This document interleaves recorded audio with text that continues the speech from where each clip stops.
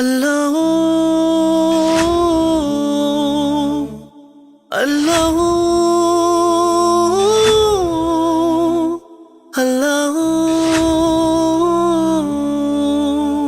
الحمد للہ نحمده ونستعینه ونستغفره ونؤمن به ونتوکل علیہ ونعوذ باللہ من شرور انفسنا ومن سیئات اعمالنا من يهده الله فلا مضل له ومن يضلل فلا هادي له ونشهد ان لا اله الا الله وحده لا شريك له ونشهد ان سيدنا محمدا عبده ورسوله ارسله بالهدى ودين الحق ليظهره على الدين كله وكفى بالله شهيدا فصلى الله عليه وسلم تسليما كثيرا كثيرا اما بعد فاعوذ بالله من الشيطان الرجيم بسم الله الرحمن الرحيم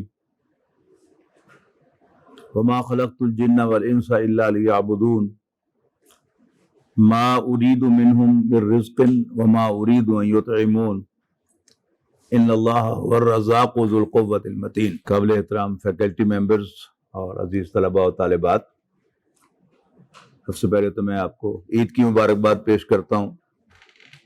آپ نے قربانی کی ہوگی اور عید بھرپور طریقے سے منائی ہوگی، تو کوئی سبق بھی سیکھا ہے آپ نے اس عید سے؟ کیا سبق ملا ہے؟ آپ قربانی کی، آپ نے قربانی کا کوئی مورل لیسن، قربانی کا آپ نے ٹی وی پر بھی سنے مذاکرے، اہل علم کے آراء سنی، تو کیا نتیجہ نکالا کہ اللہ تعالیٰ نے اتنے سارے جانور جو قربان کروائے کیوں کروائے؟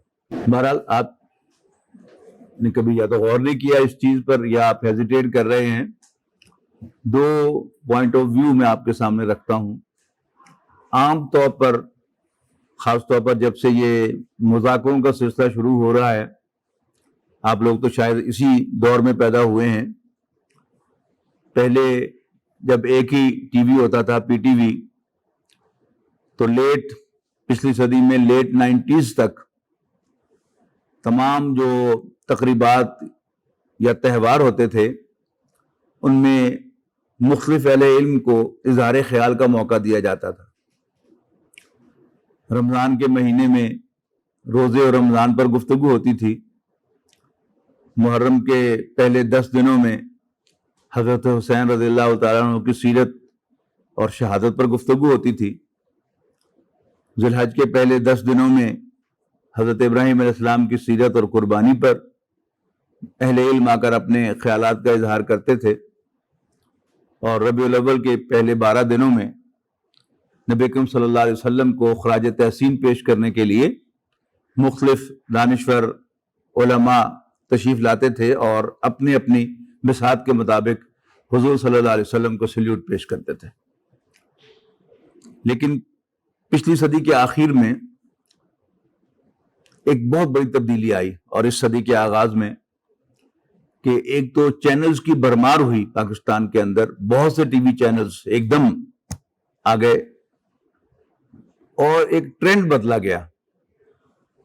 وہ ٹرینڈ میں تبدیلی جو آئی وہ یہ تھی کہ بجائے خطابات کے، مختلف مختصر بیان کے، اب مذاکروں کا سلسلہ شروع ہوا، اور ایک ٹرینڈ اینکر، میں بہت زور دے کر کہہ رہا ہوں، ٹرینڈ اینکر وہ ہوسٹ ہوتا ہے، اور وہ مختلف اہل علم کو بات کرنے کی دعوت دیتا ہے کہ آپ فلاں موضوع پر ہمارے ناظرین کی رہنمائی کریں، آپ فلاں موضوع پر ہمارے ناظرین کی رہنمائی کریں۔ اب ان مذاکروں کے سلسلے میں وہ جو ٹرینڈ اینکر ہے وہ بات اپنے طریقے سے شروع کرتا ہے اور اپنے طریقے سے لے کر آگے چلتا ہے، اور تمہید باندھتا ہے کہ واہ واہ کیا خوب غریبوں کا خیال رکھا ہے ہمارے دین نے کہ قربانی کے گوشت کے 3 حصے کر دیے جائیں، ایک خود کھایا جائے، ایک دوستوں اور احباب کو کھلایا جائے، اور تیسرا غرباء و مساکین میں تقسیم کیا جائے۔ حالانکہ آپ کسی بھی عالم سے پوچھ کے دیکھیں کہ قربانی کا مقصد یہ ہے ہی نہیں، یہ اس کو نبی اکرم صلی اللہ علیہ وسلم نے مستحب قرار دیا ہے، نفل ہے کہ قربانی کے گوشت کے یہ 3 حصے کیے جائیں، ورنہ جو فقط قربانی ہے وہ تو چھری چلا کر کسی جانور کو ذبح کرنا ہے۔ اگر کوئی شخص چھری چلا کر ذبح کر کے چھوڑ دے، نہ خود کھائے نہ کسی اور کو اس میں سے دے، تب بھی اس کی قربانی ہو جائے گی، اور وہ خود بھی کھائے، دوستوں اور احباب کو بھی دے، اور غرباء و مساکین کے بھی دے، تو یہ بیٹر ہے، مستحب ہے، لیکن اس کا یہ نہ واجب ہے نہ یہ سنت موقدہ ہے، بلکہ اس کی حیثیت نفل کی ہے۔ اب یہ بات کر کے پہلے تو وہ خود ایک تمہید باندھتا ہے پوری کہ عید الاضحیٰ کا گویا مقصد ہی یہ ہے کہ وہ لوگ کہ جو فائنینشلی ویک ہونے کی وجہ سے سال بھر گوشت نہیں کھا سکتے، ان کو بھی گوشت کھلایا جائے، اور پھر عالم دین جو بلائے ہوتے ہیں انہوں نے ان کو بھی گھیر کر ان کی زبان سے بھی یہ جملہ نکلواتا ہے کہ عید الاضحیٰ ہمیں انسانی ہمدردی کا سبق دیتی ہے۔ حالانکہ آپ غور کیجئے کہ یہ عید الاضحیٰ کس واقعے کی یاد ہے کہ حضرت ابراہیم علیہ السلام نے اپنے آقا، اپنے مالک، اپنے رب کے حکم پر اپنے بیٹے کے گلے پر چھری چلا دی، ان کو سلیوٹ پیش کرنے کے لیے، سلام علی ابراہیم، ان کو سلیوٹ پیش کرنے کے لیے، ان کو اپریشیٹ کرنے کے لیے، ان کی اس قربانی کو یاد کرنے کے لیے اس کو واجب قرار دیا گیا مسلمانوں پر۔ لیکن سوال یہ ہے کہ کیا حضرت ابراہیم جب حضرت اسماعیل کو ذبح کر رہے تھے تو کیا ان کے پیش نظر تھا کہ میں ان کی ران جو ہے وہ فلاں کو دوں گا اور ان کا بازو جو ہے وہ فلاں کو پیش کروں گا اور اس کی کلیجہ نکال کر میں خود کھاؤں گا؟ ہرگز نہیں۔ اسی طرح ان کے پیش نظر یہ بھی نہیں تھا کہ میں اسماعیل کی کھال جو ہے وہ فلاں رفائی ادارے کو دوں گا ویلفیئر کے لیے۔ یہ سب فرضی ہم نے چیزیں بنائی ہیں، اصل سے بالکل ہٹ کر۔ یہ بنیادی پرابلم کیا ہے؟ آپ کو یاد ہوگا کہ میں نے یہاں ایک مرتبہ اسلام اور سیکولرزم پر گفتگو کی تھی، اور میں نے کہا تھا کہ یہ ایک ٹرینڈ ہے، یہ ایک بیماری ہے کہ ہم میں سے جو بھی اسکول گیا اور اس نے اسکول اور کالج کی تعلیم حاصل کی تو اس کا ایک مائنڈ سیٹ بن گیا، اور اس کے یہ سارے شاخسانے ہیں کہ ہر عبادت کو دنیا پر لا کر اٹیچ کر دیا گیا، ہر تقریب کو دنیا کے ساتھ اٹیچ کر دیا گیا، اور اللہ تعالیٰ کے ساتھ اس کا جو تعلق اور نبی اکرم صلی اللہ علیہ وسلم اور آخرت کے ساتھ جو تعلق تھا وہ کاٹ دیا گیا۔ مثلا آپ نے پڑھا ہوگا وقتاً فوقتاً، اب تو نیٹ پر بھی یہ چیزیں سامنے خود بخود آتی رہتی ہیں، نماز کے فوائد۔ اب کوئی یوگا کا ماہر جو ہے وہ کہتا ہے کہ یہ یوگا ہے۔ وہ اقبال نے کہا تھا نا کہ ہو نہ جائے آشکارا شرع پیغمبر کہیں۔ علامہ اقبال کی مشہور نظم ہے ابلیس کی مجلس شورا، ارمغان حجاز جو ان کی کتاب ہے اس میں یہ نظم موجود ہے، اور اس پر لکھا ہوا 1936۔ 1938 میں اپریل میں علامہ اقبال کا انتقال ہوا۔ اس نظم کو ڈاکٹر اسرار احمد صاحب رحمہ اللہ تعالی امت مسلمہ کے نام علامہ اقبال کا آخری پیغام قرار دیتے تھے۔ اس میں علامہ اقبال نے، بلکہ پوری بات آپ کو بتانی پڑے گی کہ علامہ اقبال بڑے حق دو آدمی تھے، جس وقت انہوں نے جس بات کو صحیح سمجھا انہوں نے ڈنکے کی چوٹ کہہ دیا۔ تو انہوں نے ایک نظم لکھی شکوہ، حمایت اسلام لاہور کے فنکشن میں وہ نظم پڑھی گئی، بہت پسند کی گئی، لیکن ساتھ ہی فتووں کی بھی بھرمار ہو گئی۔ وہ شکوہ نظم کیا تھی کہ ایک کالج یا یونیورسٹی میں پڑھنے والا مسلمان نوجوان وہ اپنے دل میں کیا کیا ریزرویشن رکھتا ہے اسلام کے بارے میں، اللہ تعالیٰ کے ٹریٹمنٹ کے بارے میں، کہ میں اللہ کا اور اس کے پیغمبر کا ماننے والا ہوں صلی اللہ علیہ وسلم، لیکن میرا حال کیا ہے؟ رحمتیں ہیں تیری اغیار کے کاشانوں پر، برق گرتی ہے تو بیچارے مسلمانوں پر، کوئی کافر ہو تو اس کو ملے حور و قصور، اور مومن کے لیے فقط وعدہ حور. یعنی یہ 2-3 شعر میں صرف نمونے کے طور پہ بتا رہا ہوں. اللہ تعالیٰ سے شکوہ کر رہے تھے. اب بڑی پسند آئی یہ نظم. ہر نوجوان نے کہا یہ میرے دل کی آواز ہے. ہر پڑھے لکھے شخص نے کہا یہ تو بالکل میرا بھی یہی خیال ہے. لیکن ظاہر خالص دینی نقطہ نگاہ سے یہ بڑی گستاخی تھی اللہ کی جناب میں ایک مسلمان ہونے کے اعتبار سے، تو ان کو فتوے چست ہوئے. پھر علامہ اقبال نے اس کا جواب لکھا جواب شکوہ کے نام سے. وہ ساری باتیں جو وہاں ریز کی تھی، پوائنٹ ریز کیے تھے، ان سب کو ایک ایک کر کے ایڈریس کیا. ایک بند ایک بند ایک بند ایک بند ایک بند ایک بند. تو اس وقت تو انہوں نے جان بچا لی. لیکن علامہ اقبال اس کام سے باز نہیں آئے. اب اس کے لیے انہوں نے ایک نیا کام کیا کہ اپنی شاعری میں شیطان اور ابلیس کا ایک کردار اپنی شاعری میں متعارف کروایا. اب اس میں وہ کیا کہتے ہیں، اس کا بھی ایک نمونہ آپ کو دکھاتا ہوں.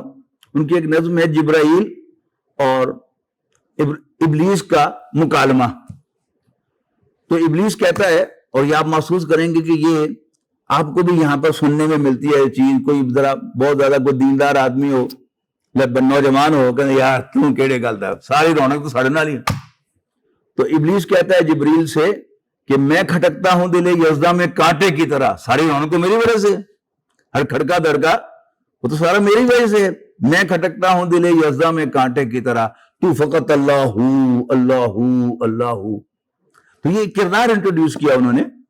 پھر ان کی مشہور نظم ہے، کمال کی نظم ہے، ابلیس کا فرمان اپنے سیاسی فرزندوں کے نام. اس کے پہلے بھی میں نے آپ کو 1-2 شعر سنائے تھے کہ اہل حرم سے ان کی روایات چھین لو، آہو کو مرغزار ختن سے نکال دو. وہ فاقہ کش کے موت سے ڈرتا نہیں ذرا، روح محمد اس کے بدن سے نکال دو صلی اللہ علیہ وسلم.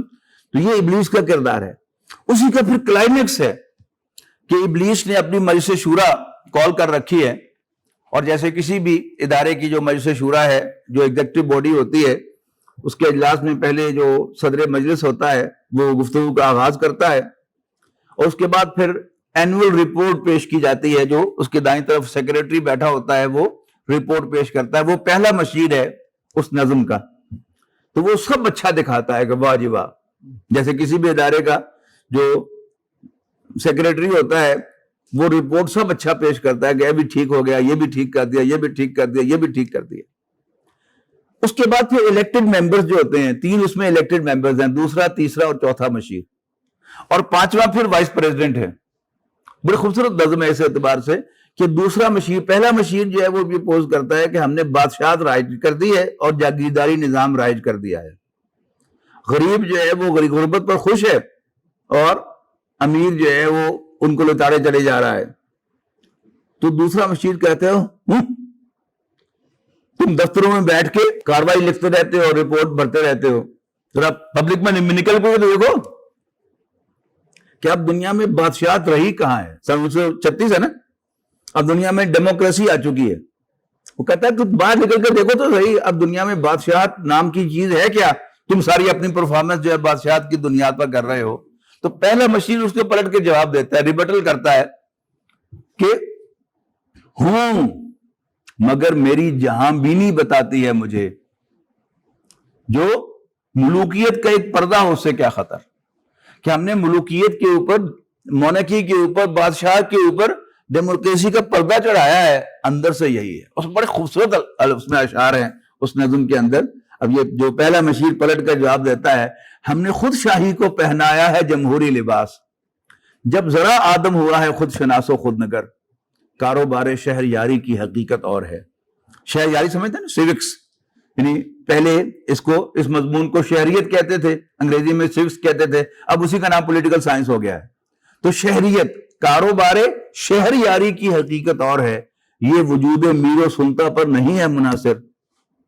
مجلس ملت ہو یا پرویز کا دربار ہو، مجلس ملت پارلیمنٹ یا پرویز کا دربار ہو، ان دونوں میں کام ایک ہی ہوتا ہے. وہ کیا ہے کہ ریونیو کیسے اکٹھا کرنا ہے.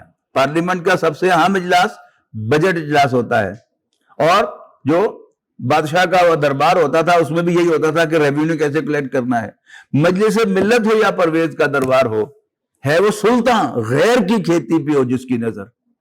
تم نے کیا دیکھا نہیں مغرب کا جمہوری نظام، چہرہ روشن اندروں چنگیز سے تاریخ تک. انہوں نے یہ کردار انٹروڈیوس کیا تو اس میں وہ کہتا ہے، ابلیس کی زبان سے پھر انہوں نے کہلوایا ہے. یہ جو چوتھا مشیر تھا نا، دوسرا مشیر بھی پوائنٹ ریز کرتا ہے کہ ہاں یہ تو نہیں، لیکن یہ جو کمیونزم آ گئی ہے، بڑے زبردست الفاظ انہوں نے کارل مارکس کے لیے استعمال کیے ہیں کہ نیس پیغمبر ولیکن در بغل دارت کتاب، کہ کارل مارکس نے نبی ہونے کا دعویٰ تو نہیں کیا، لیکن ایک مشابہت ہے اس کو نبیوں کے ساتھ کہ نبی بھی کتاب لے کے آتا تھا اور وہ بھی داس کیپٹل نامی اپنی کتاب لے کے آیا ہے. تو نیس پیغمبر ولیکن در بغل دارت کتاب. چوتھا مشیر اس کو جواب دیتا ہے کہ جی تیسرا مشیر کہ اس کا توڑ ہم نے دیکھو، پھر ہم نے مونارکی کو دوبارہ پروموٹ کیا ہے اور میسلونی کی شخصیت کو پھر نمایاں کیا ہے کہ ہم نے کس طریقے سے ایک بادشاہ جو ہے وہ کھڑا کیا ہے کہ جو منٹ میں رلا بھی دیتا ہے اور ملٹ میں وہ ہنسا بھی دیتا ہے. وہ کیسا لیڈر ہے بادشاہ. تو ہم نے بھی اس کے اندر ایک نیا رنگ جو ہے وہ کھڑا کر دیا ہے. چوتھا مشیر جو ہے پانچواں مشیر وہ وائس پریزیڈنٹ ہے. وہ کہتا ہے کہ ہاں سر، یعنی ابلیس کو مخاطب ہو کے وہ کہتا ہے کہ سر واقعی جو پوائنٹ آؤٹ کیے گئے ہیں چیزیں وہ بڑی اہم ہیں، مسائل تو بہت سارے کھڑے ہو گئے ہیں، لیکن جب تک آپ کی سرپرستی ہمیں حاصل ہے تو پھر کوئی مسئلہ نہیں ہے، اس لیے کہ آپ نے ہر موقع پر ہر پریشانی جو ہے اس کا علاج کیا اور ہر الجھن کو آپ نے سلجھا دیا، مسئلہ آپ نے حل کر دیا. اب وہ جو پھر ابلیس آخری صدارتی خطبہ دیتا ہے اس مجلس شورا کا، اس میں پھر یہ الفاظ ہیں کہ عصر حاضر کے پہلے وہ کہتا ہے کہ تم دور رکھو، یعنی مسلمان کو عمل سے دور رکھو، تا بساط زندگی میں اس کے سب مہرے ہوں مات، کہ جب تک وہ کارآمد شخص ہو تو اس وقت اسے دین کی کوئی فکر نہ ہو، لیکن جب وہ ریٹائر ہو جائے اب وہ تفسیر لکھے اور سیرت کی کتاب لکھے، جیسا کہ ہمارے اکثر بیوروکریٹ جو ہیں وہ کرتے ہیں. یعنی جب تک وہ کرسی پر بیٹھے ہوتے ہیں تو وہ ظلم ڈھا رہے ہوتے ہیں، اور اس کے بعد پھر وہ سیرت النبی پر ایک بڑی ضخیم کتاب جو ہے وہ لکھتے ہیں اپنی معلومات کی بنیاد پر کہ تا بساط زندگی میں اس کے سب مہرے ہوں مات. وہیں پر وہ کہتے ہیں کہ عصر حاضر کے تقاضاؤں سے ہے لیکن یہ خوف، ہو نہ جائے آشکارا شرع پیغمبر کہیں. اب اس کو چھپانے کے لیے وہ کیا کچھ کرتے ہیں. اصل سپرٹ کیا تھی؟ یعنی اللہ تعالیٰ نے جو ہمارا خالق اور مالک ہے، اس نے بڑے دو ٹوک الفاظ میں سورہ زاریات کے اندر یہ اعلان فرمایا ہے وَمَا خَلَقْتُ الْجِنَّ وَالْإِنسَ إِلَّا لِيَعْبُدُونِ، کہ میں نے جنوں اور انسانوں کو صرف اس لیے پیدا کیا کہ وہ میری بندگی کریں. اب اس آبجیکٹو کو چھپانا ہے انہوں نے کہ ہو نہ جائے آشکارا شرع پیغمبر کہیں. اب کیا ہے، اس کے لیے وہ زور لگا رہے ہیں، اور ایک بیکار بات جس کا اصل واقعے کے ساتھ سرے سے کوئی تعلق نہیں ہے، اب وہ ڈھنڈورا پیٹ رہے ہیں کہ یہ ہمیں انسانی ہمدردی کا سبق دیتی ہے. ہیومنزم، یعنی رفاع یونیورسٹی فیض آباد کیمپس میں ایک سروے کیا گیا تو 80% طلباء نے کہا کہ جی ہمارا مذہب ہیومنزم ہے، ہم انسان دوستی اور انسان کے ساتھ محبت جو ہے اس پہ بلیو کرتے ہیں. یہ کیسے آ گیا؟ یہ سارے جو دانشور ہیں انہوں نے پورا زور لگایا ہے اور کنوینس کیا ہے کہ اسلام کا بھی اصل مقصد جو ہے وہ انسان کی خدمت ہے. اللہ تعالیٰ جو ہمارا خالق ہے وہ کہہ رہا ہے کہ میں نے انسانوں اور جنوں کو اپنی بندگی کے لیے پیدا کیا ہے، لیکن ہم اللہ تعالیٰ کے فرمان کے مقابلے میں خواجہ میر درد رحمہ اللہ کا ایک شعر کوٹ کرتے ہیں کہ درد دل کے واسطے پیدا کیا انسان کو، ورنہ طاعت کے لیے کچھ کم نہ تھے کروبیاں، کہ فرشتے اللہ کی عبادت اطاعت کر ہی رہے تھے، اللہ تعالیٰ کو کیا ضرورت تھی. اصل میں انسانی ہمدردی کے لیے پیدا کیا تھا کہ ہم ایک دوسرے کا درد بانٹیں، ایک دوسرے کے غم گسار بنے، یہ تھا اصل مقصد، جس کی کوئی دلیل نہیں ہے. تو ہر چیز کا بیڑا کر دیا. یعنی جیسے میں نے کہا نا کہ کچھ لوگ جو ہیں وہ نماز کو یوگا بنا دیتے ہیں کہ یہ یوگا ہے، بڑی بہترین ایکسرسائز ہیں کہ پہلے یوں کر کے کھڑے ہو جاؤ، پھر یوں کر کے ہو جاؤ، پھر سجدے میں چلے جاؤ، پھر اٹھ کے کھڑے ہو جاؤ، یہ یوگا ہے. کچھ لوگ کہتے ہیں کہ یہ اصل میں ایک اسلامی معاشرے کا قیام ہے کہ ہر روز دن میں 5 مرتبہ اہل محلہ اکٹھے ہوں اور ان میں سے کوئی نہ آئے تو پتہ چل جائے کہ وہ کیوں نہیں آیا، پھر گھر جا کے اس کی خیریت دریافت کریں، تاکہ یہ سوشل ویلفیئر جو سوشل پروموشن ہے سوسائٹی کی وہ ہو جائے. یہ نماز کا مقصد ہے. پھر قرآن مجید میں کہا گیا کہ نماز بے حیائی اور برائی سے روکتی ہے. اب کچھ لوگ جو ہیں وہ جو اصل مقصد ہے نماز کا، اللہ کی یاد، اس کو بھی چھپانا چاہتے ہیں. اور جو مقصد ہے حاضری لگوانا، کسی صوفی کا قول ہے کہ آپ نمازیں پڑھتے ہوں گے کسی اور کام کے لیے، میں تو صرف حاضری لگوانے کے لیے نماز پڑھتا ہوں. اللہ تعالیٰ سے کہتا ہوں کہ یا اللہ تو نے بلایا ہے، میں حاضر ہوں. تو نماز، اسی طرح روزہ. اصل کیا ہے کہ اللہ تعالیٰ نے حکم دیا ہے کہ فجر کی اذان سے لے کر مغرب کی اذان تک نہ کچھ کھاؤ نہ پیو اور نہ کوئی جنسی خواہش پوری کرو. لیکن اب ہم اس کو چھپانا چاہتے ہیں. طرح طرح کی نئی نئی باتیں گھڑ کے لائی جائیں گی کہ اصل میں اس سے میدا جو ہے وہ سیٹ ہو جاتا ہے. اس سے انسانوں کی ہمدردی پتہ چلتا ہے کہ وہ بھوکا جو ہے، جس کو کھانے کے لیے کچھ نہیں ہے جس کے پاس، اس کو کتنی تکلیف ہوتی ہے. یہ تکلیف کا احساس دلانے کے لیے اللہ نے روزہ دیا ہے. حج کا جو حال بنایا وہ تو بہت ہی افسوسناک بھی ہے، مذہقہ خیز بھی ہے. آپ نے سنا ہوگا کہ حج بیت اللہ یہ توحید کی علامت ہے. حج بیت اللہ توحید کی. مجھے ویسی ہنسی آتی ہے اس بات پر، حالانکہ آپ حج کے سارے مناسک پر غور کریں کہ اس میں دور دور تک توحید نہیں ہے. حج ایک عجیب عبادت ہے کہ جو نارمل دین کے احکام ہیں، یہاں تک کہ دین کے بنیادی اصول ہیں، ان کی نفی ہے حج کے اندر. مثال کے طور پر پورا قرآن مجید بتوں کی نفی پر سے بھرا پڑا ہے. تو خانہ کعبہ کیا ہے؟ Does Allah live in it? اللہ تعالیٰ اس میں رہتا تو نہیں ہے. ایک پتھر کا گھر ہے جس کو اس نے کہا کہ میرا گھر ہے، اس کا طواف کرو. حجر اسود کیا ہے؟ پتھر ہے. اسی لیے حضرت عمر رضی اللہ تعالیٰ عنہ نے طواف کرتے ہوئے جب حجر اسود کے سامنے آئے بوسہ لینے کے لیے تو ذرا پیچھے ہٹ گئے، کہا کہ انی عالم ہوں انک لانت الحجر. حجر اسود کو خطاب کیا، مجھے یقین ہے کہ تم صرف ایک پتھر ہو، نہ کوئی فائدہ دے سکتے ہو نہ کوئی نقصان کر سکتے ہو میرا، لیکن میں صرف تمہیں اس لیے چوم رہا ہوں کہ اللہ کے رسول صلی اللہ علیہ وسلم نے چوما تھا. یہ ہے کلیئرٹی، ٹھیک ہے نا. اور پھر حج میں آپ ہر چیز الٹی دیکھتے ہیں. نارملی کیا ہے؟ ڈیسنٹ لباس پہننے کا حکم ہے نا، اور سطر کو ڈھانپنے کا حکم ہے.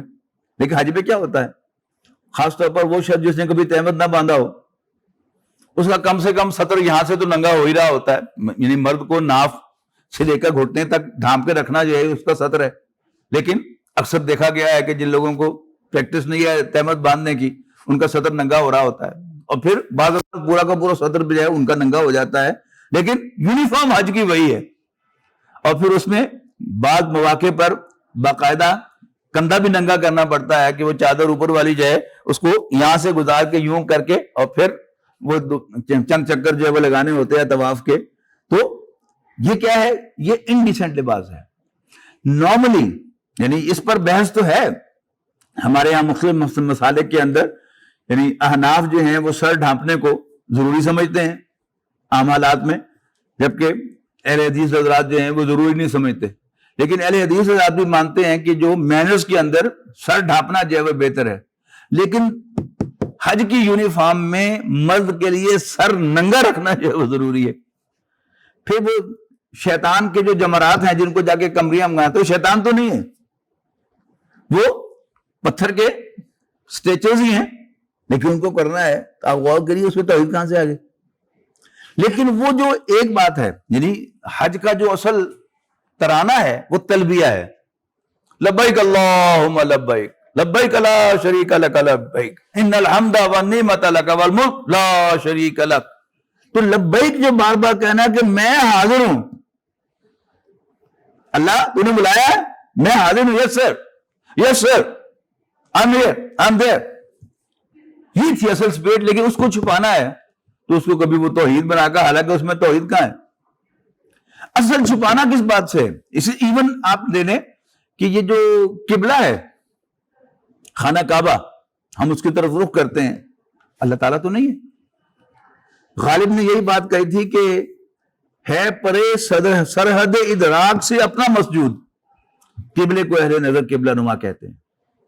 تو خانہ کعبہ قبلہ نما ہے ان دا سینس کہ وہ اللہ نہیں ہے، لیکن اللہ کے رسول صلی اللہ علیہ وسلم نے کہا ہے کہ اب تم خانہ کعبہ کی طرف رخ کر کے نماز پڑھا کرو، اور دوسرے پارے کے آغاز میں واضح کی گئی ہے بات۔ یہ کیوں حکم آیا ہے؟ تاکہ اللہ تعالیٰ دیکھے کہ کون ہے جو اس کے رسول کی پیروی کرتا ہے۔ دین تو نام ہے، نام ہی اللہ کے رسول صلی اللہ علیہ وسلم کی پیروی کا ہے، لیکن یہ جو دانشور حضرات ہیں، یہ جو سیکولر مائنڈڈ لوگ ہیں، وہ اس فوکس کو آؤٹ کرنا چاہتے ہیں، اللہ کی بندگی کا فوکس اور نبی اکرم صلی اللہ علیہ وسلم کی اطاعت کا فوکس، اس کو آؤٹ کرنا۔ اس کے لیے ہر چیز کا بیڑا گرک کر کے رکھ دیا انہوں نے۔ اچھا، اب جو دیا گیا، یعنی حج کا تو میں نے آپ کو بتا دیا، نماز کا، اسی طرح زکوٰۃ کا۔ اصل بات کیا ہے؟ اللہ کا حکم ہے کہ 2.5% دے دو۔ اب وہ دینا ہے اصل چیز، باقی دینا ہے تو اس میں ویلفیئر کا نظام ہوگا، ویلفیئر ہوگی، لیکن اصل بنیادی بات کہ اگر ویلفیئر ہے تو پھر اس کے اور ذرائع ہو سکتے ہیں، کسی اور ذریعے سے بھی کی جا سکتی ہے، کوئی پابندی نہیں ہے۔ آپ سارا سرپلس جو ہے وہ اللہ کے راستے میں دے دیں تو وہ نفل ہے، لیکن یہ فرض جو ہے 2.5% یہ جو ہے یہ لازم ادا کرنا پڑے گا۔ آپ ساری رات نفل پڑھتے رہیں، لیکن آپ فجر سے پہلے سو جائیں تو ان نفلوں کی کوئی حیثیت نہیں ہے جو فرضوں کے مقابلے میں کی جائیں۔ تو زکوٰۃ فرض ہے، باقی نفل جتنا مرضی آپ ویلفیئر کا کام کریں، انسانی خدمت کا کام کریں، چیریٹی کریں، دیٹس آل الاؤڈ۔ لیکن اصل کیا ہے کہ وہ جو فوکس ہے اللہ تعالیٰ کی بندگی کا، اللہ تعالیٰ کی غلامی کا، اللہ تعالیٰ کی عبادت کا، وہ آؤٹ نہیں ہونا چاہیے، اور نبی اکرم صلی اللہ علیہ وسلم کی اطاعت اور نبی اکرم صلی اللہ علیہ وسلم کا اتباع، آپ کی پیروی، یہ فوکس جو ہے وہ ہمارے سامنے رہنا چاہیے، اور اس کے ساتھ ہی دین کو لے کر چلنا چاہیے۔ اچھا، جب ہم نکل جاتے ہیں اس سے تو پھر ردے پہ ردا چڑھنا شروع ہو جائیں گے۔ جب ایک بات آپ نے غلط طے کر دی، بنیاد غلط رکھ لی کہ قربانی جو ہے یہ اصل میں انسانی خدمت کے لیے، اچھا، اب اس پر اگلا سٹیپ آئے گا، کیونکہ انسانی خدمت کے لیے ہے، لہذا پہلا تو یہ کہا نا کہ اس کا گوشت جو ہے وہ غریبوں میں ضرور تقسیم کرنا چاہیے۔ اگلا کیا ہوگا کہ پھر جانور ضائع کرنے کی کیا ضرورت ہے؟ وہ جانور کی جو قیمت ہے وہ آپ غریبوں میں بانٹ دیں، پھر یہاں نہیں تو پوری دنیا میں بانٹ دیں۔ یہ سب ایک سے ایک بڑھ کر جو ہے وہ نئی کوئی نہ کوئی کتا پخ جو ہے اس کے اندر لگائی جاتی ہے۔ اسی طرح حج کا اصل کہ میں نے اس کیا نا کہ وہ تو حاضری ہے کہ یا اللہ تمہیں بلایا، میں حاضر ہو گیا ہوں، اب اس کو آف کرنا ہے، تو پھر اس پر بھی آئے گا ایک ردا چڑھ جائے گا کہ اصل تو بس انسانی خدمت ہے، انسان کی پیدائش کا مقصد، اس کے بنائے جانے کا مقصد تو درد دل کے واسطے پیدا کیا انسان کو، لہذا حج اور عمروں پر پیسے ضائع نہیں کرنے چاہیے، وہ پیسے جو ہے وہ غرباء و مساکین میں بانٹ دینے چاہیے۔ یہ سب کیا ہے؟ وہ ایک ہی چیز ہے۔ تو یہ جو سیکولر نظام تعلیم ہے، اس نے ہماری سوچ کو ڈائیورٹ کیا ہے بنیادی طور پر۔ وہ اس کو سمجھ لیں کہ وہ کیا ڈائیورشن کیا کی ہے۔ ایک فلسفہ ہے لاجیکل پوزیٹیوزم۔ یہ فلسفہ کیا ہے؟ آپ نیٹ پہ جا کے دیکھیں گے تو آپ کو مل جائے گا کہ جو میننگ لیس چیزیں ہیں ان کو غور کرنا چھوڑ دو، اندر کیا کھولیں گے آپ اس کو تو کیا نکلے گا کہ دیکھو اللہ، مذہبی لوگ کہتے ہیں کہ خدا ہے، اور جو غیر مذہبی لوگ ہیں وہ کہتے ہیں نہیں ہے۔ اس سے کیا فرق پڑتا ہے؟ وہ ہے یا نہیں، ایک میننگ لیس ڈسکورس ہے، ایک میننگ لیس ڈسکشن ہے، اس کا خیر ہی چھوڑ دو، اس کائنات پر غور کرو، یعنی اللہ ورسز کائنات۔ تو اللہ کو چھوڑ دو، اگنور کر دو، forget about it کہ ہے کہ نہیں ہے، لیکن کائنات پر غور کرو۔ اس پہ غور کرنے کا بہت ہے، اس زمین، پھر آسمان، پھر یہ فضا، پھر یہ سمندر، اور پھر دوسرے سیارے، مریخ پہ جاؤ، چاند پہ جاؤ، ادھر جاؤ، ادھر کرو۔ یہ ہے دیکھنے کی چیز جس میں تم جب غور و فکر کرو گے تو تمہیں ملے گا اللہ ہے یا نہیں، کیا فرق پڑتا ہے، forget about it۔ یہ ایک سوچ ہوگی۔ دوسرا، انسان کے بارے میں مذہبی لوگ کہتے ہیں کہ اس کے اندر روح ہے، جبکہ بایولوجی والے اور جو سیکولر مائنڈیڈ لوگ ہیں وہ کہتے ہیں کہ اس میں روح نہیں ہے. وہ لیکن کم سے کم جسم تو ہے نا, اس جسم پر غور کرو. یعنی پہلے جو غور کیا فضا پر غور کیا تو ہوائی جہاز اڑا لیا اس میں, سمندر پر غور کیا تو سب مرین اس میں چلا دی, ٹھیک ہے نا, اور کائنات کے اندر گئے تو چاند پر پہنچ گئے, مریخ پر پہنچ گئے, پتہ نہیں کہاں کہاں جانے کا ارادہ ہے, لیکن اللہ وسط کائنات آ گئے. دوسرا, انسان میں روح ہے کہ نہیں؟ وہ اگر ہے بھی صحیح تو کیا فرق پڑتا ہے اس سے؟ اور تم سرٹینٹی کے ساتھ ہاتھ لگا کر تو نہیں کہہ سکو کہ یہ روح پڑی ہوئی ہے. روح تو ایک فیل کرنے کی چیز ہے نا, اس کا کوئی فزیکل وجود تو نہیں ہے. اور جو سیکولر نظام تعلیم ہے اس نے تو یہ بات جو ہے پہلے ہمارے ذہنوں میں بٹھا دی کہ وہ چیز کہ جو حواس خمسہ کی گرفت میں نہ آئے, 5 سینسز میں نہ ہو یا 5 سینسز ویریفائی نہ کر سکے, اس کا کوئی وجود نہیں. لیکن جو لاجیکل پوزیٹیوزم کے ذریعے سے انہوں نے کہا کہ یہ پوزیٹیو سوچ بناؤ, اپنے آپ کو, اپنی سوچ کو پوزیٹیو بناؤ, اور جو پروڈکٹیو چیزیں ان پر غور کرو. اس جسم پر تو غور کرو نا. اب دیکھیں جسم پر غور کیا تو کیا کچھ ہو گیا. 40 سال کی عمر میں انسان کی نظر کمزور ہو جاتی ہے, 60 سال کے اوپر کچھ بہرا بھی ہو جاتا ہے. اب کیا ہوا؟ غور کیا, انسان کی آنکھ کو ڈیسیکٹ کر کے دیکھا, پتا چلا کہ ہاں اس میں یہ ایک چھوٹا سا سوراخ ہے, اس کے پیچھے ایک لینز لگا ہوا ہے, اس کے پیچھے ایک سکرین ہے, اور اس لینز میں سے جا کے تصویر وہاں بنتی ہے, پھر وہاں سے وہ الیکٹرانکلی نروز کے ذریعے دماغ کو میں اندر جاتی ہے, وہاں جا کے پروسیس ہوتی ہے, تو ہم فیل کرتے ہیں کہ یہ فلاں چیز ہے. اچھا, اب اس کو پڑھا تو کیا ہوا؟ اینک لگ گئی. اب میری عمر 69 سال کی ہو گئی, تو اینک ہے کہ میں جس کے ذریعے سے پڑھ سکتا ہوں, ورنہ قریب کی چیز دھوپ میں بیٹھ کے تو میں پڑھ جاؤں, لیکن ویسے میں نہیں پڑھ سکتا. فائدہ ہو گیا نا اس کا. اسی طرح جو سماعت کمزور ہو گئی تو ہیرنگ ایڈ آ گئی. اسی طرح آپ کے گھٹنے جواب دے رہے ہیں تو اب گھٹنے ریپلیس ہو رہے ہیں, کارنیا ریپلیس ہو رہی ہے. اسی طرح بے شمار جتنے بھی سارے آپریشنز بنے ہیں اور جتنے بھی ٹیکنالوجی نے ترقی کی ہے, اس کا انسان کے جسم کو فائدہ ہوا ہے. تو اس پر غور کرو, اس پر اور محنت کرو, اور محنت کرو, اور محنت کرو, لیکن خام خواہ روح کے پیچھے نہ پڑے رہو. forget about it. دوسرا کہ ایک طرف تو انہوں نے سائنسی طریقے سے اس بات کو اسٹیبلش کر لیا کہ بایولوجیکلی اسپیکنگ جب ایک دفعہ سیل ڈیڈ ہو جائے تو وہ دوبارہ زندہ نہیں ہو سکتا, ٹھیک ہے نا. اچھا, یہ تو ہو گئی جنہوں نے یہ بات تسلیم کر لی اور انکار کر دیا آخرت کا, وہ تو ان کے پہلے شکار ہو گئے. باقی جو ہم آپ جیسے جو لوگ ہیں کہ جو نیمے دروں نیمے بروں, منور کے کچھ ہے بھی صحیح, مانتے بھی ہیں لیکن یقین بھی نہیں ہے, ان کو نے کہا کہ forget about آخرہ, forget about the hereafter. یہ زندگی تو ہے نا, اس زندگی پر غور کرو, اور اس زندگی کو اب دیکھیں نا, جنت قرآن مجید کیا کہہ رہا ہے؟ آخرت میں جنت کا تصور دے رہا ہے. اچھا, اب جنت کیا ہے؟ پرتعیش زندگی. میں اگر ایک لفظ میں بیان کروں کہ جنت کیا ہے, انسان کی پرتعیش زندگی. وہ کہتا ہے وہ زندگی یہاں پر بنا لو, گرمی لگے اس کے لیے ایئر کنڈیشنر لگا لو, اور وہ انورٹر لے آؤ, وہی گرم بھی کر دے گا, سردیوں میں ٹھنڈا بھی کر دے گا. یہ مسئلہ ہے تو یہ کر لو, ایسا ہے تو ایسا کر لو, ٹھیک ہے نا. گھر میں یہ کتنے قسم کے فرش, پہلے اینٹوں کے فرش دیکھے ہم نے, پھر ٹائلوں کے دیکھے ہم نے, اس کے بعد پھر چپس دیکھا ہم نے, اس کے بعد پھر ماربل, اب اس کے بعد یہ ٹائل آ گئی. اب آگے آگے دیکھیے ہوتا کیا. یہ سب کیا ہے کہ ہم نے اپنی آسانی کے لیے کیا ہے. جب اینٹوں کا فرش ہوتا تھا تو باتھ روم صاف کرنا کار دارت تھا, چپس ہو گیا کافی آسانی ہو گئی, لیکن وہ آسانی نہیں ہے کہ جو ٹائل کے اندر ہے.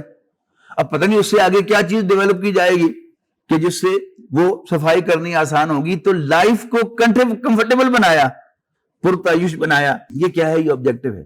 تو یہ 3 چیزیں 3 کے مقابلے میں لے آئے کہ 3 کا کھیڑا چھوڑ دو اور 3 پر کنسنٹریٹ کرو اور اپنی لائف کو زیادہ سے زیادہ کمفرٹیبل بناؤ. مراد کیا ہے کہ وہ جو قرآن مجید یا بائبل وہ جو جنت کا نقشہ پیش کر رہی ہے وہ یہیں پر ہے. اور پھر بڑے بڑے لوگ جو اس کو شکار ہو گئے. علامہ اقبال نے بھی لیکچرز کے اندر یہ کہہ دیا کہ paradise and hell are states not stations. جنت و دوزخ وہ مقامات نہیں ہیں کہ اشیات ہیں. ظاہر ہے کہ ایک خاص زبان میں بات کرتے ہوئے شاعری میں تو انہوں نے دین کا ایک صحیح تصور پیش کیا، لیکن اب لیکچرز میں وہ لاجک سے بات ہونی ہے اور لاجک کے بغیر بات کو ایکسیپٹ نہیں ہونی، لہذا وہاں پر انہوں نے یہ بات بھی کہہ دی. اور یہ کم و بیش جو بھی پڑھا لکھا اور ذہین شخص ہے اس کی سوچ میں آپ کو ادھر نہیں تو ادھر یہ بات نظر آ جائے گی. پھر قیامت میں حساب کتاب کا انکار، یہ آپ کو تقریباً ہر شاعر کی زبان سے مل جائے گا، علامہ اقبال کے یہاں بھی مل جائے گا. کوئی یہ پوچھے کہ واعظ کا کیا بگڑتا ہے، جو بے عمل پر بھی رحمت وہ بے نیاز کرے. تو اللہ تعالیٰ، میری دعا ہے، میں اپنے لیے بھی اس کا خواہش مند ہوں کہ اللہ تعالیٰ مجھے وہ بصیرت عطا کرے کہ میں ہر چیز کو ایز اٹ از دیکھ سکوں. یہ نبی اکرم صلی اللہ علیہ وسلم کی ایک دعا ہے، یاد کر لیں بلکہ، کہ اللہم ارنی حقیقت الاشیاء کما ہی. اے اللہ مجھے اشیاء کی، چیزوں کی اصل حقیقت دکھا، what actually it is. دکھتی اور ہیں، ہوتی اور ہیں.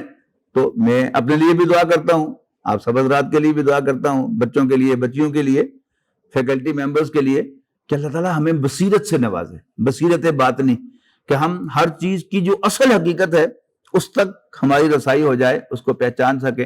یہ سٹیپ ہو جائے گا تو پھر اگلا کام کافی آسان ہو جائے گا. اور اگر ہم یہیں الجھ کر رہ جائیں گے، پھر علامہ اقبال کا شعر آج یاد آ رہا ہے، کافر کی یہ پہچان کہ آفاق میں گم ہے، مومن کی یہ پہچان کہ گم اس میں ہے آفاق. یعنی ساری دنیا جو ہے وہ اس کے ذہن میں سمٹ کر پڑی ہوئی ہے اور وہ ہر چیز کی صحیح حقیقت کو سمجھتا بھی ہے، اورینٹیشن بھی اس کی جانتا ہے اور اس کا استعمال بھی جانتا ہے. تو میری دعا ہے کہ اللہ تعالیٰ مجھے بھی اور سب کو بھی وہ سمجھ، وہ بصیرت، وہ معرفت عطا کرے کہ ہم ہر چیز کی حقیقت کو جان سکیں. یہ تھوڑی سی بصیرت اگر اللہ تعالیٰ آپ کو عطا کرے گا تو پھر آپ یہ جو فضول قسم کی تحریریں اور فضول قسم کے بیانات ہیں، آپ ان کی حقیقت کو سمجھیں گے. اور پھر عام گفتگو میں جب وہ چیزیں آئیں گی تو پھر آپ دوسروں کو بھی قائل کرنے کے قابل ہوں گے. ورنہ کیا ہوگا کہ ایک ٹی وی پروگرام دیکھیں گے، آپ اس کے ساتھ بیٹھ جائیں گے. آپ میں سے کوئی شخص جو ہے وہ سیکولر مائنڈڈ ہوگا، بات کرنے کا ڈھنگ اسے آتا ہوگا، تو وہ گفتگوؤں میں آپ کو قائل کرتا رہے گا، آخرت کا ایمان آپ کے دل سے نکالے گا، اللہ تعالیٰ کے پرسونیفائڈ بینگ ہونے کا ایمان آپ کے دلوں سے نکالے گا. اور نبی اکرم صلی اللہ علیہ وسلم کو ایک گریٹ مین کے طور پر if at all you have to، یعنی زیادہ گہرائی کے ساتھ دیکھیں گے، وہ صرف آپ چونکہ ذرا دیندار ہیں اور نبی اکرم صلی اللہ علیہ وسلم کو مانتے ہیں تو وہ آپ کو ڈائیورٹ کیسے کرے گا؟ یس he was a great man. حالانکہ نبی اکرم صلی اللہ علیہ وسلم بلا شبہ گریٹسٹ مین تھے، لیکن ہمارا ایمان ان کے رسول ہونے پر ہے، گریٹ مین ہونے پر نہیں ہے. تو اللہ تعالیٰ سے دعا ہے کہ اللہ تعالیٰ ہمیں دین کا صحیح شعور بھی عطا فرمائے اور اس پر عمل کرنے کی توفیق بھی. آخر دعوانا الحمدللہ رب العالمین. الحمدللہ رب العالمین والعاقبۃ للمتقین والصلاۃ والسلام علی رسولہ الکریم. ربنا اغفر لنا ذنوبنا وکفر عنا سیئاتنا وتوفنا مع الابرار. اللهم انا نسألك الهدى والتقى والعفاف والغنى. اللهم ارنا حقیقت الاشیاء کما ہی. اللهم ارنا حقیقت الاشیاء کما ہی. اللهم ارنا حقیقت الاشیاء کما ہی. وصلی اللہ تعالی علی رسولہ خیر خلق محمد وآلہ وصحبہ اجمعین.